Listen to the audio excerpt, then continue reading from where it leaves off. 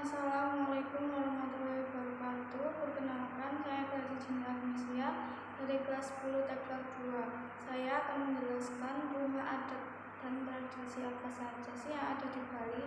Alasan saya memilih Bali karena Bali kaya akan sejarah dan budaya. Walaupun Pulau Bali sering didatangi turis dari luar negeri, mereka tetap melestarikan peninggalan sejarah dan keanekaragaman budayanya. Kalimantan adalah salah satu rumah adat Bali yang memiliki bentuk bangunan persegi panjang yang terletak di sebelah utara adalah bangunan utama serta terdapat dua ruangan yakni Bali kanan dan Bali kiri.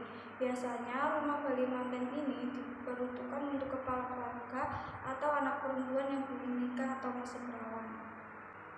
Yang kedua adalah makanan khas Bali yaitu nasi campur.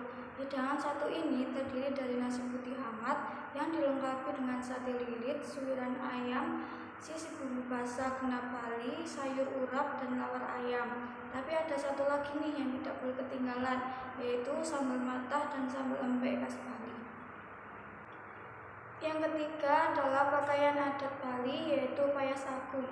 Memiliki kesan etnis, mewah, dan spesial sehingga pakaian ini tidak ditunjukkan untuk sembarangan aktivitas. Payas agung biasanya digunakan sebagai busana pengantin dengan perpaduan tiga warna mewah yakni merah, emas, putih, dan payas agung juga disertai dengan mahkota yang berukuran besar. Yang keempat adalah alat musik tradisional Bali yaitu gamelan Bali. Meskipun secara letak geografis terpisah dari Pulau Jawa, nuansa budaya alat musik di Bali juga mengenal namanya gamelan. Gamelan sendiri merupakan sekumpulan instrumen musik yang terdiri dari gong, gendang, bonang, dan yang lainnya. Penyebaran gamelan sendiri telah cukup luas sebenarnya, mulai dari Jawa, Madura, Bali, sampai ke Nusa Tenggara. Hanya saja setiap daerah memiliki gamelan dengan ciri khasnya masing-masing yang telah terkulturasi dengan budaya setempat. Gamelan Bali sendiri sudah ada sejak lama dan berdasarkan catatan pada prasasti Bebatin, alat musik ini sudah ada di Bali sejak tahun 896 Masehi atau saat Raja Ugrasena berkuasa di Bali. Ciri khas gamelan Bali adalah ritme musiknya yang cepat dan suaranya seakan lebih menyaring.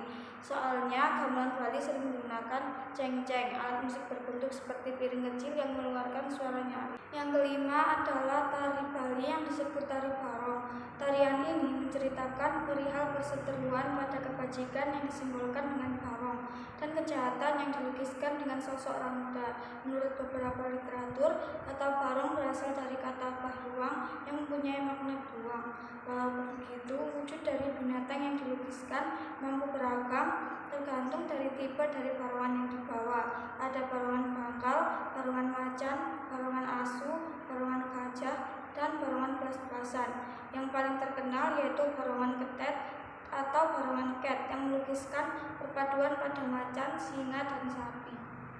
Yang keenam, saya akan menjelaskan agama apa aja sih yang ada di Bali. Secara demografis, Bali memiliki penduduk sekitar 4 juta jiwa dengan 83,5% penganut agama Hindu. Agama lainnya adalah Buddha 0,54%, Islam 13,37%, Kristen Protestan 1,66%, Katolik 0,88%, Konghucu 0,01%, dan aliran kepercayaan lain 0,01%. Yang ketujuh, saya akan menjelaskan upacara adat Bali yaitu upacara ngaben. Merupakan upacara pembakaran jenazah di Bali yang dipercaya oleh masyarakat Hindu Bali sebagai ritual untuk menyempurnakan jenazah kembali ke Sang Pencipta.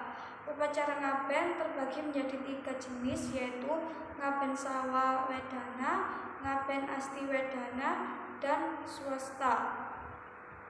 Upacara ngaben sawawadana dilakukan setelah jenazah diawetkan sebelum waktu ritual pembakaran berlangsung. Sementara itu, ngaben astiwedana dilakukan setelah jenazah dikubur terlebih dahulu.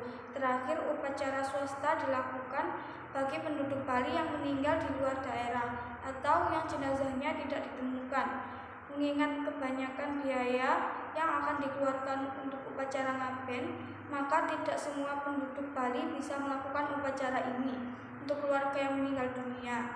Namun, pemerintah baik desa ataupun pemerintah provinsi mengadakan upacara ngaben massal yang diperuntukkan bagi keluarga yang kurang mampu agar jasad para leluhurnya dapat disucikan atau dibersihkan sesuai dengan ajaran agama Hindu. Jadi upacara ngaben memang tidak akan selalu dilaksanakan dan tidak dapat diprediksi.